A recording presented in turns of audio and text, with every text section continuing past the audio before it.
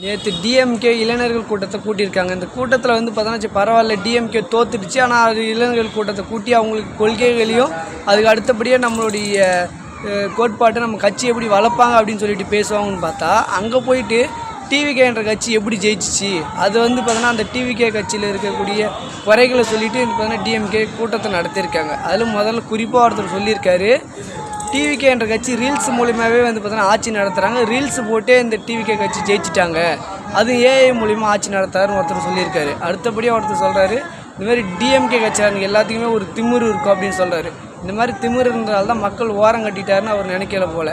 அடுத்து ஒருத்தர் சொல்கிறார், ஒருத்தர் ஓப்பனாகவே பேசுகிறார், ஆமாம் நாங்கள் டிஎம்கேவோட கொத்தடிமை தான், நாங்கள் வந்து பார்த்தோன்னா பல வருஷமாக குடும்பமாக டிஎம்கேவில் தான் இருப்போம் அப்படின்னு ஒருத்தர் ஓப்பனாகவே சொல்லிட்டாரு.